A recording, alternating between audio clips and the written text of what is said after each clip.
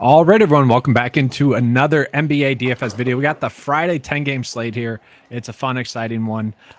Chuck, any initial thoughts on tonight's slate? Yeah, it's gonna be fun. The last couple of slates have been really fun with the late news. Just watch out for late news and take advantage of low ownership on guys playing in later games. Number one thing I'll say is just be careful with your ownership in the early games. Just you want the roster spots for later. Mm-hmm. Yeah, I mean, with the big 10-game slate, with how much injury news there is, that's just going to be a great idea. And just talking about that injury news, I think we can start with the Pacers. The first game, Halliburton maybe expected back. If he sits, are we looking at anyone? And if he plays, are you looking at him at all? If Halliburton plays, I think he's always a GPP play, like a pretty deep GPP play tonight because his price is up. And then as the rest of the Pacers, if he sits, I mean, Miles Turner's price is pretty good, even though he's up against Boston. But I think everyone's kind of just GPP plays. Like we can still take shots on TJ McConnell. His price came down a little bit, but Yeah. I don't think anyone is a priority in this game. It's the first game too. I guess I wouldn't mind Matherin in GPPs, just the fact that he's a guard and forward, but that's literally it if Halliburton's out. But Yeah, if Halliburton's out and Matherin starts, he's a guy who I play a little bit more when he starts, but it's kind of frustrating sometimes. If he comes in at low ownership, then he's a pretty good GPP play for sure. and then just kind of looking at the Spurs as well, it's tough to really break it down just because we don't know who's playing or who's not. We know Trey Jones game time decision, Devin Vassell game time decision, Keldon Johnson game time decision, Zach Collins game time decision. We do know that Jeremy Sochan is out though, so it seems like Zach Collins is truly a question mark on the slate, and so is Vassell. So we do know Keldon Johnson probably going to play, and Trey Jones probably going to play. Is there anyone there that you're looking at, because they're going against the Wizards that are going to be without Beal and Kuzma, and we'll touch on that in a second. Well, Keldon Johnson's price is up, so it's really tough to get to him now. It's just he's not going to hit his ceiling as often as we need to at this price. But if he's coming in at 0% owned, you can always take a shot on Keldon Johnson. Mm-hmm. The other Spurs guys, like Devin Vassell, I think is overpriced, but at 2 and 3%, again, GPP play. Zach Collins, 6,600 center only on DraftKings is nice. Other than that, like Devontae Graham, his price is good, but Trey Jones is back, so it's a little tough. Mm-hmm. I don't know. It's like we should be interested in the Spurs team because guys are going to be out, but no one's cheap enough where they're just like an auto play. You know what I mean? I would say if Zach Collins is active and he's just off the injury report and we don't have to worry about it, I would feel like he's way too cheap on DraftKings. On FanDuel, yeah. But on DraftKings, 6.6 seems too cheap. And then if he's out, do we go with Sandro again? Sandro at 4,800 on DraftKings, 56 on FanDuel. So the thing with Sandro is that game where he had that really good one when he was chalk. I think he put up like 38 fantasy points or something. I'm pretty sure he only played 25 minutes in that game. And one of the things I was talking about is at best, we're expecting maybe 1.1 fantasy points per minute when everyone else is off the court. And if he can't even break 30 minutes, it's really tough to get there at this price, even at 0% ownership. Okay. Yeah, I don't know. I would say if Zach Collins is out, I still kind of like him, but I kind of get what you're saying. Does he have that GPP winning upside? Maybe not. Maybe more of a single entry type of play instead. One thing I will say, though, is the model has this entire Spurs team for 5% total ownership right now on DraftKings and like 7% on FanDuel. So if someone's out, someone will open up and become, a good play. We'll have to see later. Like everyone's just kind of price appropriate, I think, even for guys to be out. So yeah, and it's a 8.5 point spread there with Washington favored to win, but Washington's going to be without Kyle Kuzma and also Bradley Beal. So to me, that line seems kind of fishy. And we are seeing a lot of the ownership on the slate kind of go to the Washington Wizards here. Yeah. One, are you concerned about that ownership? And two, who would you be looking at here? So with the Wizards specifically, so they tend to play in the first game of the night right at lock. And lately, the whole thing has just been waiting for the late news and swapping to those guys. And so with the Wizards, I'm just almost certainly going to be under on all of these guys. Like last time I said Denny was just probably the best play at 5K, a guy who I'm comfortable taking up a roster spot, and he did fine. But other than that, like Monte Morris and Delon Wright are not sharing the court anymore. Even with Beal out, they didn't share the court last game, which was kind of weird. So Monte Morris at 20% ownership at 5K, I don't think that's a good play at all. Denny at 6K I think is fine, if not a little bit too high. Just it's a huge slate. We have so many options. If Denny was 5K, I would say he's probably the best play from this game. But at 6K, it's different. And then Porzingis at 31% and 46. That's almost certainly going to come down. But if it stays that high, I'm just going to avoid that too. Mm-hmm. Yeah, I mean, I think he can easily get to 50, but I feel like there's going to be other players that were on at kind of the same price point that can do that as well at lower ownerships. Yeah, Porzingis can certainly do it. It's just there's going to be other guys who, like the top of the model. I mean, just for example, Luka's 3% owned. I know he's much more expensive, but there's a lot of single-digit ownership guys on this first page of the model. Kristaps is the only one over 15% right now. So we can still play Kristaps, but you have to mix him in with other lower-owned guys, I think. And to me, I'm curious as your thoughts on this. I actually think someone like Johnny Davis could actually be a sneaky kind of value price point play. I was hoping he'd be min priced. He's not. He's 3.4. Last game he had 23 minutes.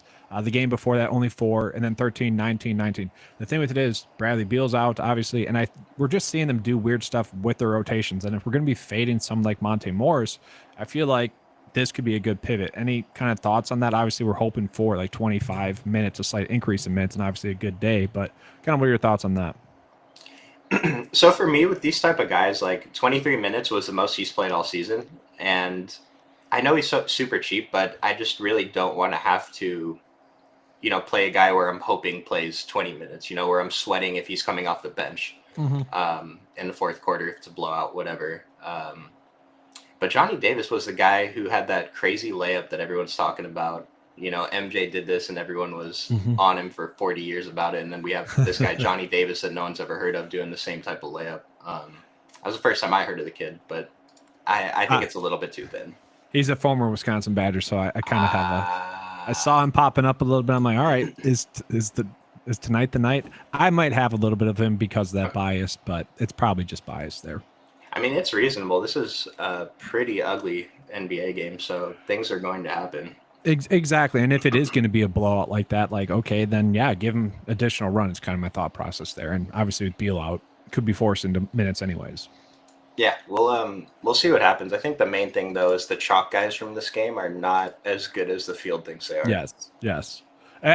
Obviously, they can get there, but like all of them being chalk is strange, right? Yeah, so for people watching this, you'll hear me talk about this guy's too much ownership, and that's just relative to the other guys on the slate to what I think their chances of being in the winning lineup are. Like, if Kristaps is in half of lineups tonight, he does not have, he's not going to be in the winning lineup half the time, so it's too much. Yeah, yep. And then, so we can move on into the next game here. We do have a couple. You want to answer those questions from Jose real quick? Oh, yeah. Besides Porzingis, what other pay-ups can I play with him that makes the most sense? What pay-up has the lowest ownership? We'll pull up the model a few times during the show, and you can just, if you're not a member of the Occupy Fantasy site yet, you can just pause the video and just look at what we have here. You will want to join because you're going to want the updates that we get closer to lock. But just pause it on here, and you can kind of see sorted by OF index, like, Luka is 3% owned, projected for 3 and 4% ownership, and he's the top play on the slate along with Dame Lillard. There's just a lot of low-owned guys near the top of the model. Joel Embiid, Jason Tatum, Sabonis, even these other guys, Dame and Giannis and Anthony Davis are all around 15%. So I would say those are all pretty low ownership. Like, the only one who I think is a little bit too high right now is Porzingis. Everyone else is appropriate or too low. And what's strange about that is like we have gotten injury news throughout the day. So it's not like just one of those weird things where, early injury news spiked that ownership. It's just like it does seem strange that's that high right now because of that. Yeah.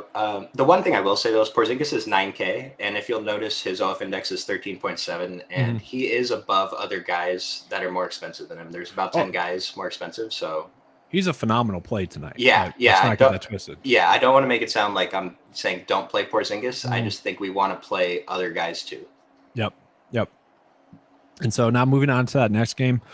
I'm just going down by game time. There's a lot of injury news to get into. So we got Detroit, who they've been banged up. They're going to be without Bogdanovich, Burks, Diallo, Joseph, Magruder, and Stewart.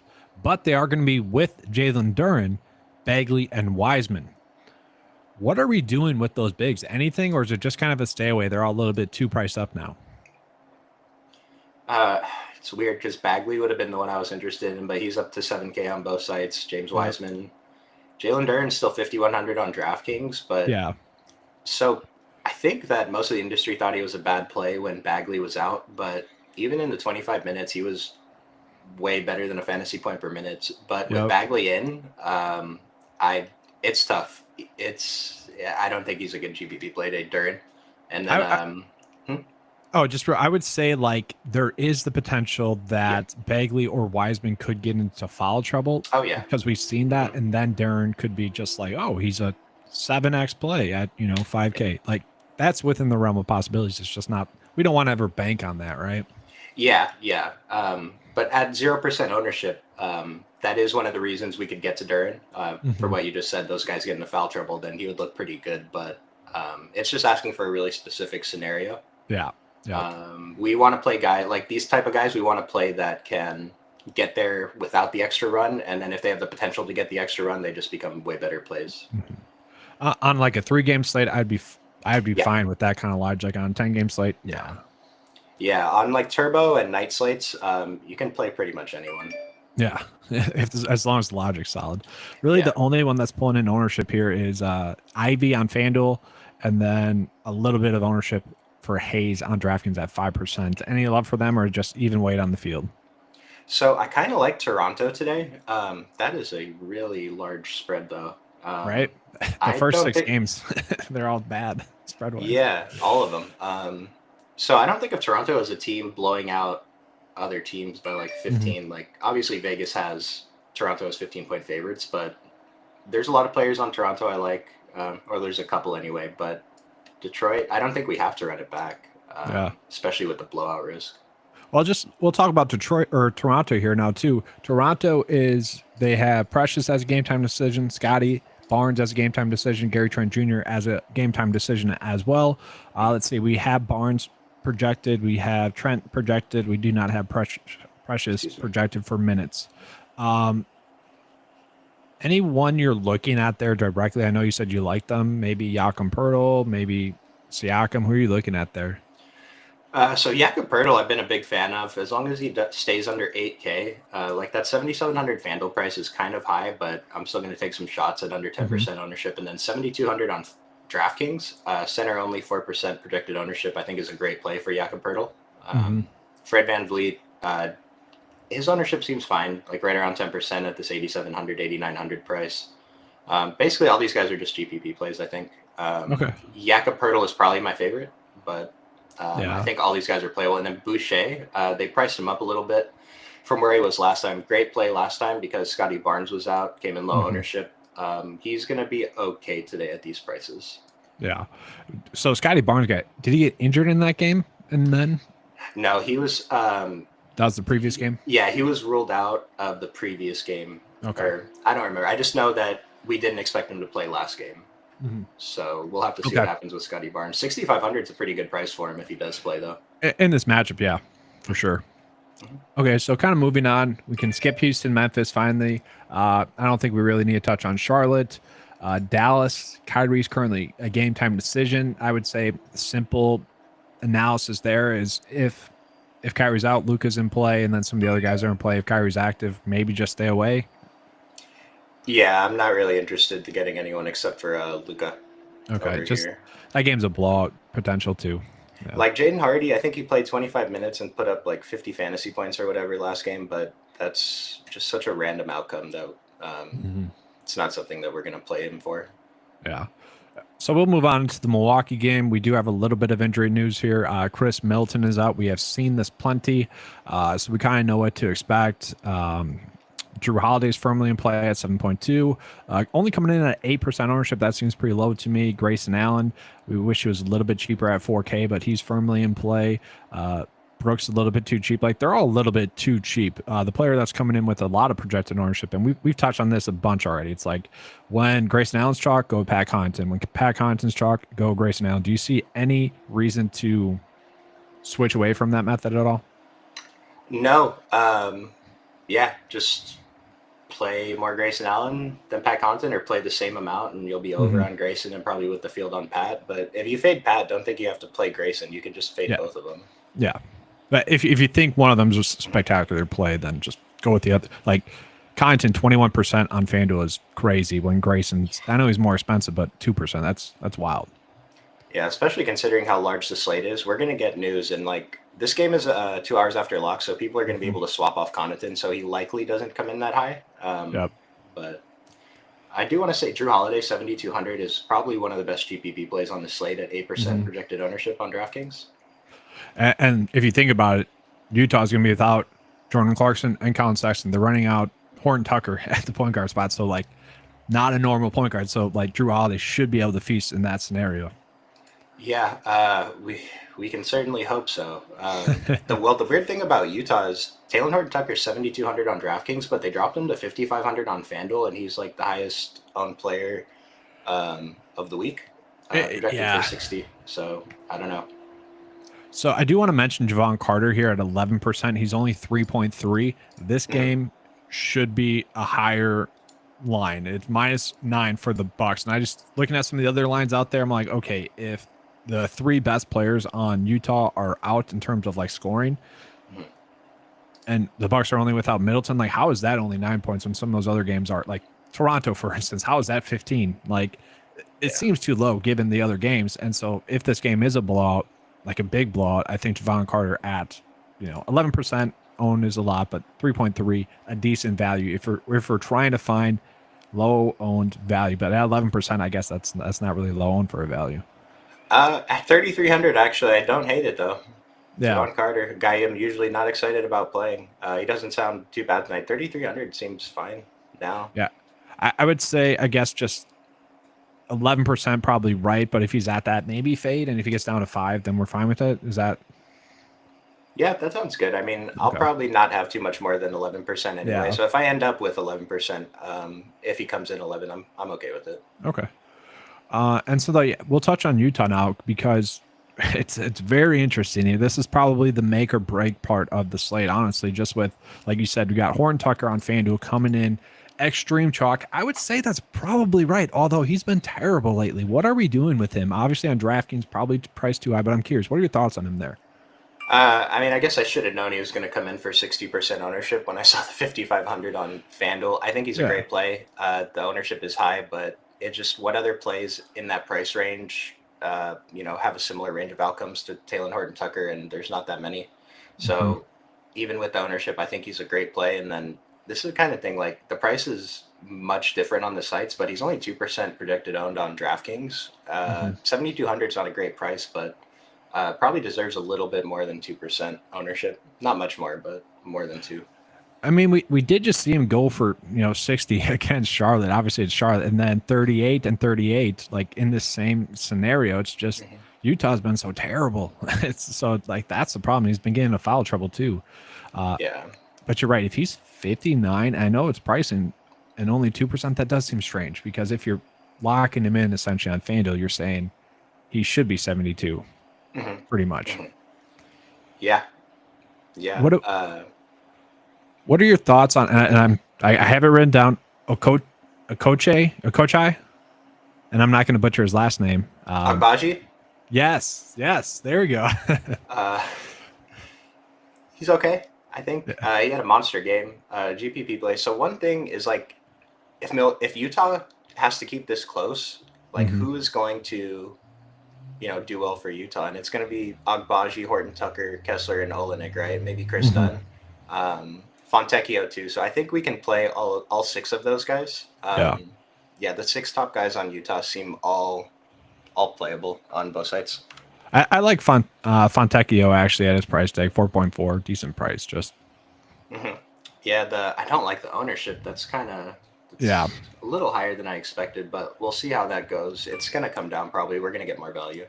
That's honestly the problem on the slate. It's like we have so many games that are blowouts, we don't know the minutes, and we're seeing just high spikes in ownership on the plays that we would want to be on, but they're blowouts. Like why would we go in on them? Yeah, because then it's kind of like, well, does Fontecchio play in blowout run? I don't think so, but maybe if he is having a good game, coach just lets him run. So it's very, very random. So we're kind of going game by game on accident here just because there's so much injury news. That's late season NBA DFS. So we'll just move on into Philly here. Philly, they're currently James Harden and Joel Embiid are both questionable, and I think they both got downgraded as the day has went. Any thoughts on them at all? So James Harden missed shoot around, but Joel Embiid went through shoot around. So I'm kind of expecting James Harden to sit, but I think Joel Embiid leans towards playing. Okay. If just James Harden's out, then we can go right back to Maxey, Harris, and Melton. I think their prices are all still okay. Yeah. If and Embiid's going to be a good play too against Golden State. And if both of those guys are out, then yeah, Tyrese Maxey, Tobias Melton, and if Paul Reed is in the starting lineup, he's probably one of the better values today. Yeah, for sure there. How much Reed would be too much Reed if Embiid's out? Like 20, over 20 or 30 or where do we I'm look not at? sure because so I'm thinking if he's in the starting lineup, we can probably safely project him for what 24 plus minutes. But I Mhm. don't know if Philadelphia is going to go small. Maybe when Golden State runs Draymond at center. Yeah. So I'm not sure about Paul Reed's minutes. Like if he was 3K, it'd just be no question, just plug him in. But the 4100 on DraftKings is a little bit different. Um, Mhm. I'd have to see how the model updates, but I think we'd be comfortable getting to a decent amount. It's just taking up the center spot is tough. Price point wise, who would it be? Melton, who would be your favorite if those two were out, or would it just be kind of split the difference? Well, on the last slate, it was Tobias first, but that was only because we had other options at the guard spots and we didn't have as many options at power forward, I think. Hmm. And then Melton and Maxi, I think both their prices are probably appropriate, so I'm kind of neutral on that. Okay. Let's shift into the Bulls here. So they're going to be without DeMar DeRozan, and maybe finally Alex Caruso, who's always been popping up as a value price point play, could actually be a really good value price point play today. Any Mhm. thoughts on that directly, because he is still popping up as a strong price point play on DraftKings? Um, I mean, this Bulls team has been tragic. Uh, no DeMar DeRozan though is good. I guess it just, I don't know. The ownership still seems high, but he's going to be a good play against Portland. Yeah. What about So, Kobe White or Dio Ao? They're both coming in low owned. They're both projected to get 20 to 25 minutes. so the problem with Desunmu is since Patrick Beverly's come to town, there's just not really potential for him to play 35 plus minutes Hmm. anymore. And it's not that he has to play 35 minutes to get there, but especially at this 5K price, I just can't see myself getting to any of these point guards today. I think Yeah. if I'm playing anyone from the Bulls team, it's going to be a bit of Vooch and a bit of Levine. Maybe Derek Jones Jr. as a super cheap guy if he's Hmm. maybe starting, but I'm not sure. I kind of like Vooch at 5% and Mhm. 5.5 on DraftKings. That's intriguing to me. Yes. Yeah. Let's move on into Portland side. Just so much injury news. Portland, they're without Grant, Simons, Mhm. Winslow. Yusuf Nurk is questionable. I think he's expected to sit. And so with that, Lillard's a game time decision now as well. Oh boy. What are we doing here? Shaden Sharp slid into the starting lineup last time. Interesting about him is he was kind of low owned in the lower stakes, but in high stakes and even in the slam, he was 20+%. And so his price came up. But if Shaden Sharp starts again, especially if Dame is out, he's probably going to become pretty popular. He's going to be a great play. We should be playing him. Um, was Watford out? No, Watford's in. We think Nurkic Mhm. is going to sit. So Watford had a monster game last time. I'm going to like him a lot. It looks like Drew Eubanks was pulling the ownership earlier. That's strange. Is Is that that just price point, right? Yeah, that's completely bizarre. 4,800 on FanDuel. Like 3,400 on DraftKings sounds great for Drew Eubanks, assuming he's starting, but the Yeah. 4,800 on FanDuel at that ownership is just a stay away for me. I'm very curious. Let's see. I mean, Uh, we're not going to get a better pivot, I don't think. But also, do we want to take up a center spot that's going to get what's the upside? 26. That's his best game where he had 21 minutes. Like, does he have 30 upside? That's my question. he certainly does, yeah. Okay. It's just the minutes. Drew Eubanks is not the guy they're going to run out until he keels over. They're going to play him pretty manageable minutes. We haven't projected for 26. That seems fair. Maybe he gets a couple more. But even Hmm. at 28 minutes and 4,800 on FanDuel, like if he was 5% owned, I would take some shots. But at 30, I don't like it. Hmm. So, is there like Kevin Knox that we can roll with? Nazir Little, he's a game time decision. But obviously, we want to try to find another big. Any of those two? Oh man, I'm not sure. I'd have to see how it looks, what a starting lineup looks like. Like Cam Reddish might be interesting at his price. It came back down a little bit. Yeah, yeah, for Um, sure. like the big, 1%. yeah, the big men. Like Watford, I think is going to be good either way. His usage is high enough, and he seems to be in the coach's good graces right now. The nice So thing is you can play him at power forward on FanDuel, so it's almost like a yeah, much easier route on FanDuel to get to him. yeah, and his price is 6,500 there, but for the minutes he's been playing, I think that's fine. Yeah, I like that, and this is kind of why I like Vooch, though. To be honest with you, it's just like 5% against them. Oh It's yeah. appealing. Oh, I like that. Yeah. No, that's a nice call. The low total is the only concerning thing, but there's no one else in this game to put up points. So Sharp, I do think that's interesting. Like 35-40 at a very cheap price tag. Like that's if obviously Lillard's out. mhm. Interesting. So this is another game that could easily be a blowout if Lillard's out too. I don't know if Chicago's going to blow out anyone, but yeah, I know what you mean. You're right. You're right. Just less appealing, obviously. Then. Yeah. I do want to answer Tarian's question Yeah. about blowouts, and quite a few of these games have went to overtime. That's why we don't project games to be blowouts. Like we can look at these games with huge spreads, like 13-point spreads in Dallas, 15-point spreads in Toronto, and those are blowout territory.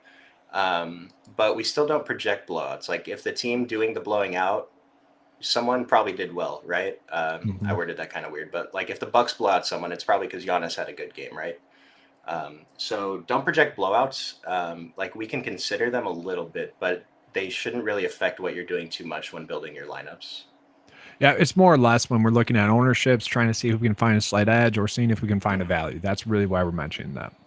Yeah, like if people are not going to play players from the games that are projected to be blowouts, then those guys become really good tournament plays. Yep. Because if it doesn't blow out, then they're great plays at low ownership. And typically you can find, like, let's use Milwaukee as an example. You could find a Utah Jazz player to then run it back with if it is close in that sense too. Yes. Yeah. So I don't think we really need to go into position by position since we kind of already did that. Do we just want to do it real quickly? Like, all right, here are our top guards and whatnot. No, I think we can. Are we going to put together a dummy? I think we can do that kind of Okay. at the end because we're doing. I think it's better to go by the games today, just Yeah. to see what's going on with each team. Yeah. No, I agree. Let me just change the text on the guard slide and then I'll switch it over to that. So, Oh, sure. yeah. One thing, there was something. Oh, with the Philadelphia Golden State game, Eric was talking about like how some of these spreads seem kind of weird today. Golden State is 4 or 5 point favorites, and I'm pretty sure Joel Embiid and James Harden are projected in right now. But even with just Joel Embiid, it feels kind of weird to see Golden State as a 5 point favorite right now. Just that seemed kind of weird to me. Is it a March Madness thing where they're just not as sharp? They're strange today.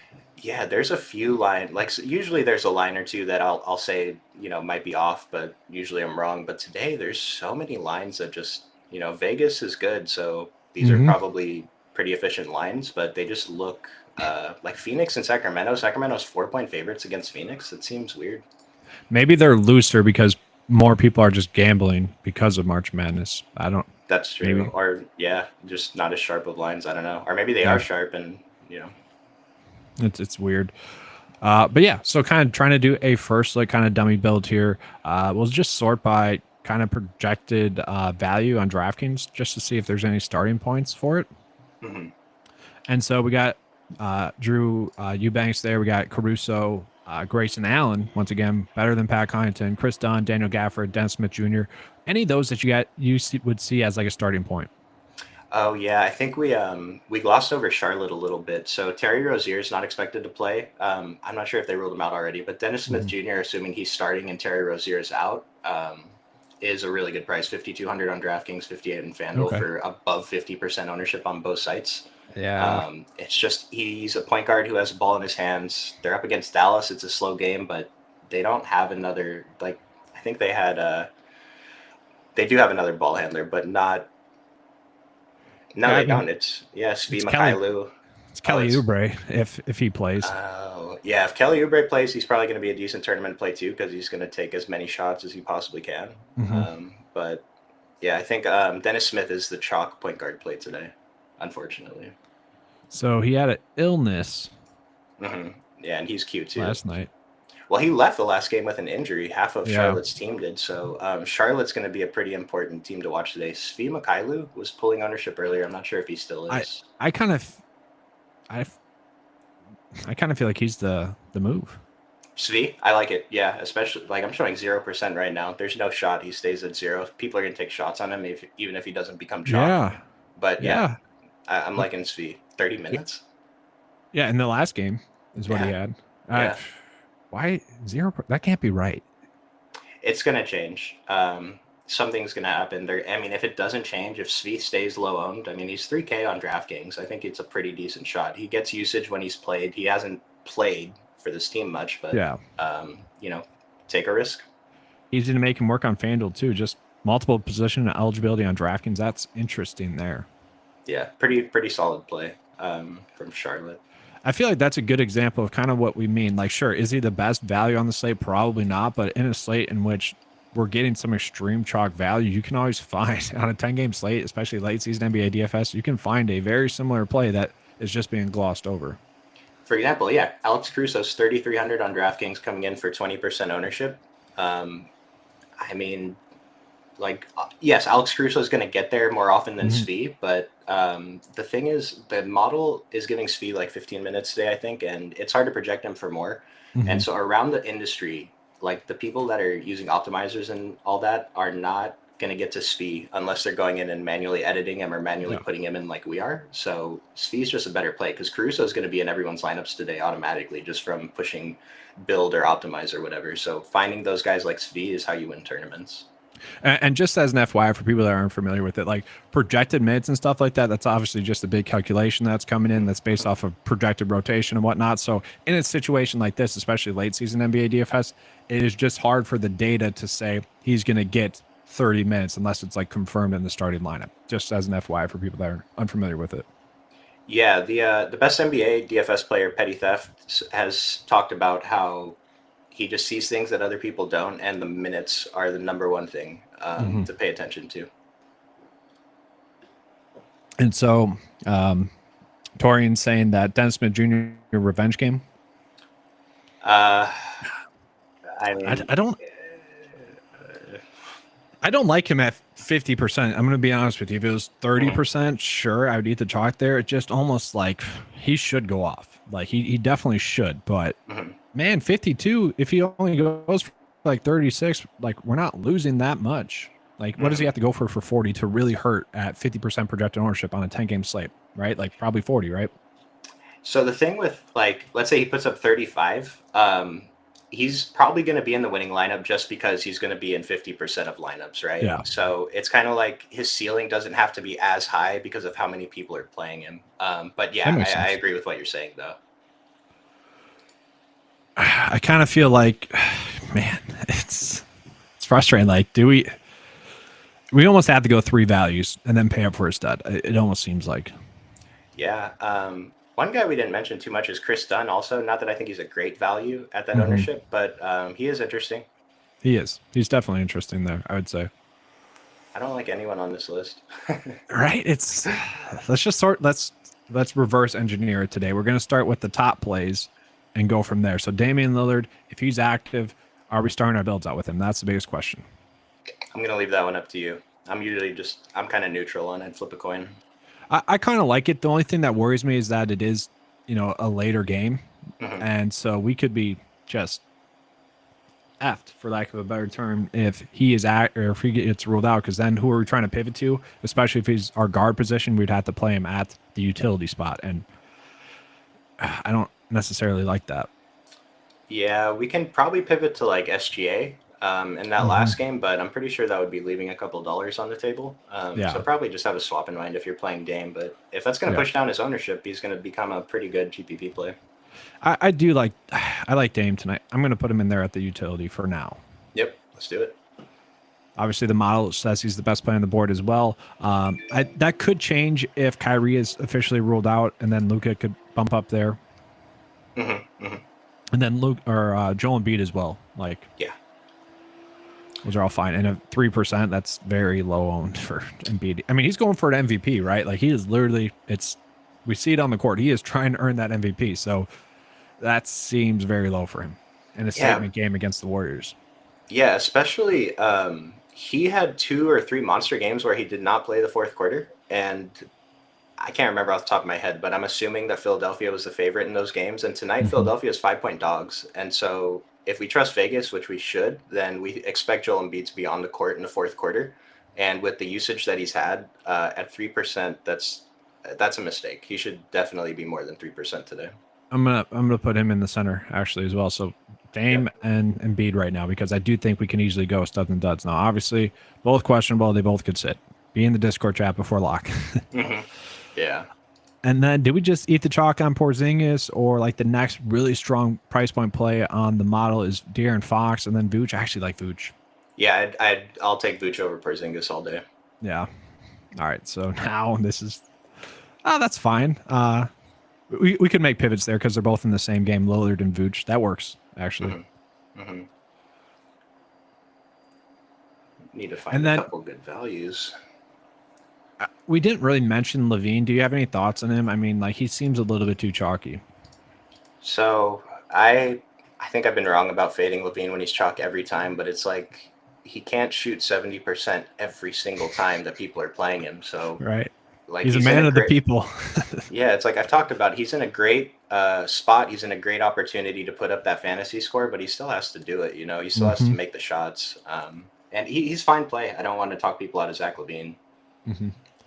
So I'm gonna put Johnny Davidson. I like it, but just no one else do it. Okay, guys. Like, this is a dumb build. Yeah, kind of like guy I'm playing tonight that you shouldn't. Who is it? Johnny Davis. Well. Oh yeah. Oh yeah. Like, yeah, I got you. Yeah. Yes. That's so. If we were doing chucks, it'd be Eric's chucks. That's my chuck of the day. All right, let's get it. Honestly, though, like, late season NBA DFS, that's personally what I love about it, is that we get these, guys that can get heavy minutes, and he will get out there and shoot if he gets hot. It's awesome. Yeah. So 4.1 left over average salary. 4.1 is going to be tough, but there are some cheap guys we can fit in. There are. That we like. I mean, Carter is okay, I thought, as a value. We can slide in Javon Carter, yeah. 3,300 point guard. It seems fine. Gets a little extra run, could get 25. Then power forward, got 4.5 now. Could go Detroit value, maybe Livers or someone. Juarez available. Fontecchio could go. Yeah, we could go with the Chalk Fontecchio. Seems like the easy play. Then 4.6 left over forward. Reddish, Wara. I don't mind Wara if Halliburton's out. If Halliburton's active, just definitely not playing him. And then Thibault, we didn't really mention him at all as well. Yeah, Thibault's a guy who usually shows up near the top of value. I don't think he was there today, though. No, he's not. This is like the worst that the model's ever thought of Thibault, so I'm going to stay away. Because he's a guy I already don't want to play, but I was only playing him because the model told me to play him. Yeah. Today the model says don't, so. No, that makes sense. If we kind of think, we have Dame in this lineup already, okay. Yep. So you're saying like Reddish if Dame's sitting? I was going to say Reddish, yeah, but... So we'll just do that real quick. So we'll put Reddish in there, and then take Dame out just for example purposes. We'll try him at small forward, and then 11K left over. Could go SGA, and then can we pay up from Vooch? Then maybe go to AD. Is that a move that we can do? Obviously, I like Lillard and Vooch better. That combo better. I'm just seeing the late night pivots we can do. No. I was gonna say if we can get to AD, then yeah. But I like Vooch. I mean, I like the Vooch call. Me too. I think we gotta stick with Vooch. Yeah. Dang. I mean, this is fine. This is a fine starting point here. Obviously, it's a big slate. We're recording this 2 hours before lock. Stuff's gonna change, and there should be better obvious value that we can get to other than these, dart throws. Mm-hmm. Mm-hmm. So let's get into your chucks. I'm curious as to your favorite chucks on the day. I'm pretty sure it's Joel Embiid. I'm just gonna keep it easy today. Take the 5%. 3% MVP Yeah. candidate who is probably going to play in the fourth quarter today. That's a lot of what I'm basing that on today. Is I think people are not wanting to play him because he didn't play in the fourth, but Philadelphia is a dog today, and so if we get a fourth quarter of Joel Embiid versus Golden State at 3%, like it's tough because if he puts up, even 64, there's no guarantees in the winning lineup. Other guys can put up big scores. But I really like Joel Embiid today. The thing is, we don't really have any like strong mid-price standout stud plays. Like Kelly Olynyk's pretty good, Kessler's pretty good, but I wouldn't say they're locks to dominate.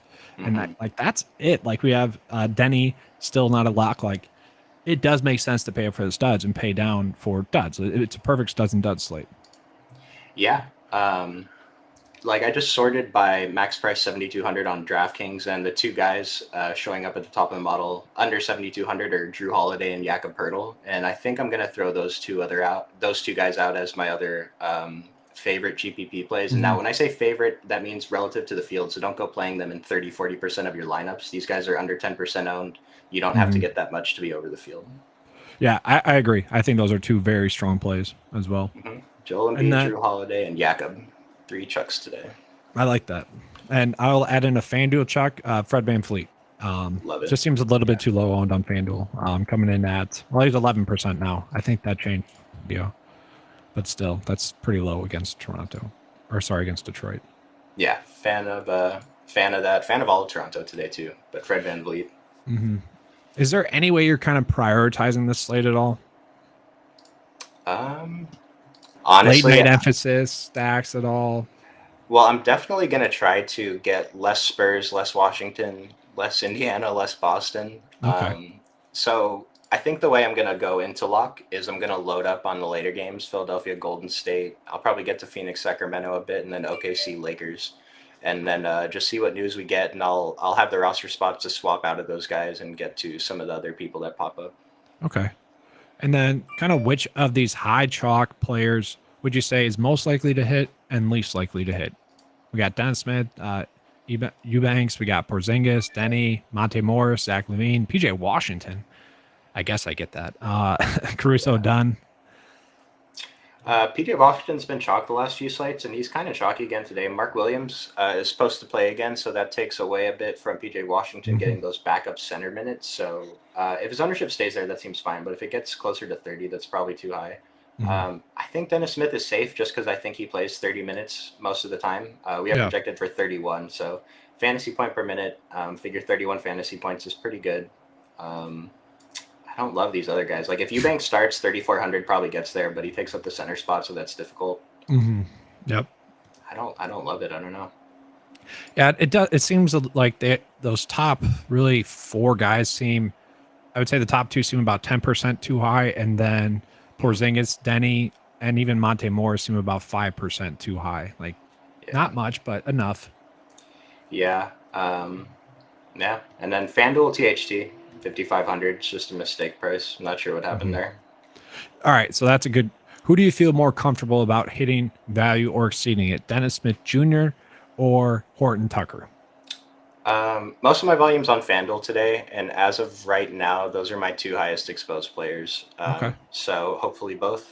But I think they're pretty easy plays. If you can find other pivots, that's great. But like I talk about finding pivots off the chalk. Today, I think you can play these chalk guys and just find other low-owned guys. There's enough other low-owned guys that we don't have to avoid the chalk completely.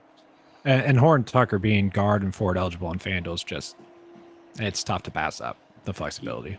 Yeah, the small forward position's been really tough to fill with players we're comfortable with recently. So if you can just plug in THT at small forward, that's great.